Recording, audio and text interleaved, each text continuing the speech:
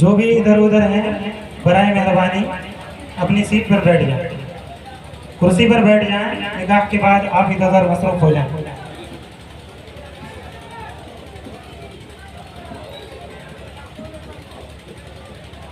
الحمد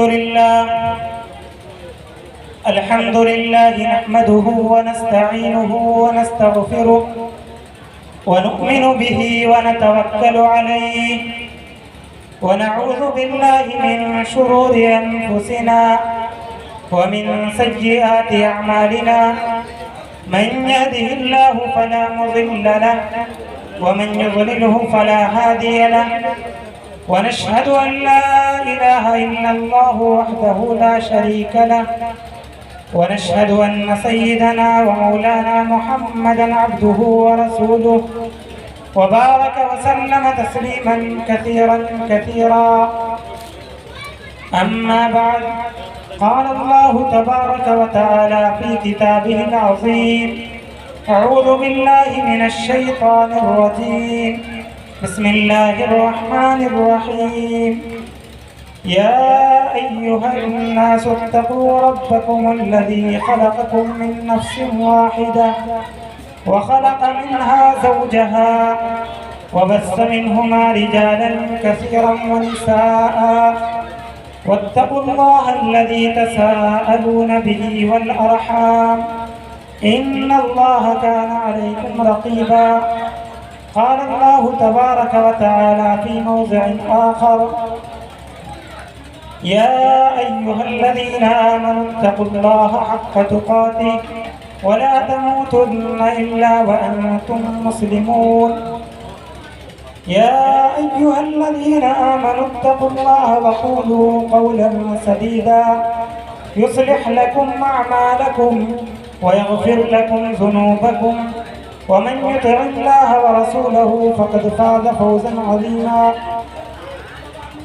قال النبي صلى الله عليه وسلم: النكاح من سنتي، قال: فمن رغب عن سنتي فليس مني، او كما قال علیہ الصلاۃ والسلام.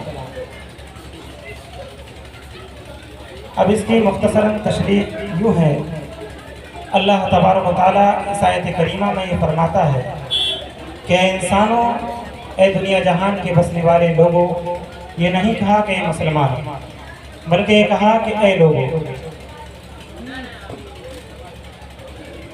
یا ایھا الناس اتقوا ربکم الذی خلقکم من نفس واحدہ، کہ تم سب کے سب آدم اور حوا کی اولاد ہو، ایک جان سے پیدا کیے گئے ہو. تمہارے بیچ کسی طریقے کا تفاوت اور تغیر و تبدل نہیں ہے، بلکہ اللہ تبارک و تعالیٰ نے تمہارے درمیان برابری رکھی ہے. اور یہ برابری اللہ تعالیٰ نے اس روئے زمین پر رہنے والے، چاہے گورے ہوں یا کالے، چاہے عرب کے رہنے والے ہوں یا عجم کے رہنے والے ہوں، ایک افریقہ کا کالا بھجنگا شخص ہو یا گورا شخص ہو، اللہ تعالیٰ نے فرمایا کہ تمہاری تخلیق مٹی سے ہوئی ہے، اور یہ تخلیق کا سبب اللہ تعالیٰ نے آدم اور حوا کو بنایا علیہم الصلاۃ والسلام. تو اللہ تعالیٰ نے اس آیت میں فرمایا: یا ایھا الناس اتقوا ربکم الذی خلقکم من نفس واحدہ وخلق منها زوجها وبث منہما رجالا کثیرا ونساء.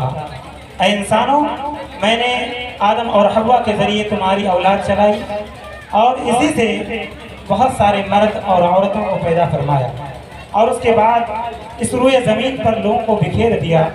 اب دیکھتے ہیں کہ ہم جتنے ہی انسان اس دنیا میں آباد ہیں، چاہے وہ مسلم ہوں یا غیر مسلم، چاہے وہ کسی مذہب سے تعلق رکھنے والے ہوں، وہ سب کے سب ہم یہ مانتے ہیں کہ وہ آدم اور حوا کی اولاد ہیں. تو اللہ تعالیٰ نے یہ فرمایا بحیثیت انسان کے تمہیں آپس میں برابری کرنی چاہیے. انسان میں اونچ نیچ کا تفاوت اور جو ہم دیکھتے ہیں، یہ اللہ تعالیٰ نے مالداری کسی کو دی، کسی کو غربت دی.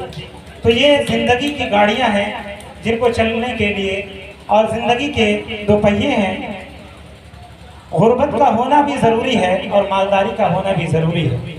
تو لہذا کوئی یہ نہ سمجھے کہ اللہ تعالیٰ نے کسی کو غریب کیا ہے تو اسے نعوذ باللہ ذلیل کیا ہے، اور کسی کو مالدار بنا دیا ہے تو اسے عزت اور افتخار دے دیا کہ وہ ہمیشہ ہمیشہ اتراتا چلے، نہیں، بلکہ اللہ تعالیٰ نے فرمایا کہ یہ چیزیں میں نے دنیا میں اس لیے رکھی ہیں تاکہ ایک دوسرے کے کام آ سکیں۔ بھلا بتائیں کہ اگر سب کے سب مالدار ہوتے تو یہ بتائیں کہ کوئی کسی کے کام نہیں آتا۔ ابھی جتنے لوگ ہیں ایک دوسرے کے کام آ رہے ہیں، یہ جتنے کام کیے گئے ہیں سب کے سب ایک انسان کو کرنے پڑتے، اور ایک کپڑا پہننا بھی ایک انسان کے لیے مشکل ہو جاتا، ایک چیز بھی انسان نہیں کر سکتا تھا، جتنی چیزیں کپڑے جو ہم پہنتے ہیں اللہ تبارک و تعالیٰ اس کا انتظام کہاں سے انتظام کر کے ہمارے گھروں پہ لا کر کے اس کا انتظام کر دیتا ہے۔ تو یہ خیر ایک چیز بھی اللہ تبارک و تعالیٰ کے حکم کے بغیر ہم نہیں کر سکتے۔ اللہ تعالیٰ نے مالداری میں اور غربت میں کسی کو عزت اس اعتبار سے نہیں دی کہ تم دوسرے پر فخر کرو اور دوسروں کی تذلیل کرو۔ اسی طریقے سے یہ فرمایا، اللہ کے رسول صلی اللہ علیہ وسلم جب خطبہ نکاح پڑھا کرتے تھے تو اس آیت کو پڑھتے تھے۔ اس آیت میں انسانی برابری کا معاملہ بتایا گیا ہے، اور خصوصی طور سے ایسے وقت کے لیے جبکہ نکاح کا موقع ہو۔ ایسی صورت میں جبکہ اور آج کے معاشرے میں تو یہ از حد ضروری ہو گیا ہے کہ لوگوں نے ان چیزوں کو اس بات کی طرف لے جانا شروع کر دیا ہے کہ مرد کو زیادہ بڑھا کر رکھتے ہیں اور عورتوں کو نیچے کر کے رکھتے ہیں، اور یہ سمجھتے ہیں کہ مرد اونچی ذات کے لوگ ہیں اور عورتیں پست ہیں، لیکن اللہ تعالیٰ نے ایسا نہیں فرمایا۔ اللہ تعالیٰ نے فرمایا کہ تم سب کے سب برابر ہو۔ آدم اور حوا میں سے اللہ تعالیٰ نے دونوں کو اس نسل انسانی کو چلانے کے لیے ایک ذمہ دار ویکتی کی حیثیت دیا تھا، اور اللہ تعالیٰ نے ان دونوں کو پیدا فرما کر کے اس نسل انسانی کو آباد فرمایا تھا۔ تنہا آدم کے ذریعے اللہ تعالیٰ نے اس نسل انسانی کو نہیں بنایا تھا، اور نہ تنہا حضرت حوا علیہ السلام کے ذریعے، بلکہ دونوں کے اختلاف سے اللہ تعالیٰ نے اس زندگی کی گاڑی کو چلایا ہے۔ تو ہم یاد رکھیں، چاہے لڑکے والے ہوں یا لڑکی والے، لڑکے والے یہ غرور میں نہ آئیں کہ ہم کسی کے گھر کسی کی لڑکی کو بیاہ کر لے جا رہے ہیں تو اس پر احسان کر رہے ہیں، بلکہ اللہ تبارک و تعالیٰ کا شکر منائیں کہ اللہ تعالیٰ نے یہ موقع ہمارے لیے دیا کہ ہم کسی کے گھر کی لڑکی کو بیاہ کر لا سکتے ہیں اللہ تبارک و تعالیٰ کا نام لے کر کے۔ اگر کوئی شخص ان چیزوں سے انحراف کرتا ہے اور زیادہ سرکشی کرنے کی کوشش کرتا ہے تو اللہ تبارک و تعالیٰ فرماتا ہے ان اللہ کان علیکم رقیبا، اللہ تبارک و تعالیٰ تمہارے اوپر نگہبان بن کر کھڑا ہے کہ وہ تم سے جیسے چاہے گا پوچھ کرے گا۔ تو خیر اسی بات کے ساتھ ہم اپنی بات کو ختم کریں گے، اس امید کے ساتھ کہ اللہ تبارک و تعالیٰ نے جو یہ پیغامات دیے ہیں اس میں ہم اپنے کام کی جو چیزیں ہیں اس کو لینے کی کوشش کریں، بلکہ سب کی سب کام کی چیزیں ہیں۔ اللہ تبارک و تعالیٰ سے دعا فرمائیں کہ اللہ تعالیٰ ہم سبوں کو صحیح طریقے سے زندگی گزارنے کی توفیق نصیب فرمائیں۔ اور اللہ تبارک و تعالیٰ نے دوسری آیت میں یہ بھی فرمایا کہ جب تمہیں آپس میں لڑائی جھگڑے ہو جائیں تو ایسی صورت میں نرمی اختیار کرو، یہ بہترین ذریعہ ہے رشتہ داریوں کو قائم رکھنے کا۔ لیکن آج کل ہم لوگ برداشت سے باہر ہو جاتے ہیں، اور جس سے قربت کا رشتہ زیادہ ہوتا ہے اس سے لڑائی اور جھگڑے بھی زیادہ ہوتے ہیں۔ تو اللہ تبارک و تعالیٰ سے یہ دعا کریں کہ اللہ تبارک و تعالیٰ ان دونوں جوڑوں کو لڑائی جھگڑوں سے محفوظ رکھے، اور عالم حیات ان دونوں کی زندگی چلنے کی توفیق نصیب فرمائے، اور ان دونوں گھر والوں کے لیے اس نکاح کو خوشحالی کا سبب بنائے۔ اسی کے ساتھ ہم اپنی بات کو ختم کرتے ہیں۔ وآخر دعوانا الحمدللہ رب العالمین۔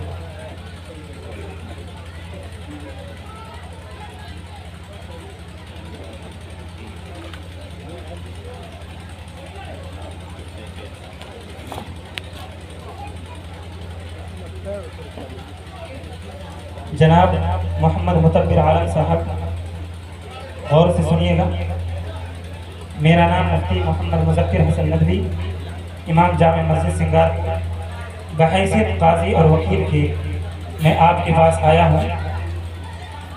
میں نے جا کر گھر میں اجازت لی جناب محمد رضوان صاحب کی صاحبزادی سیما بانو سے۔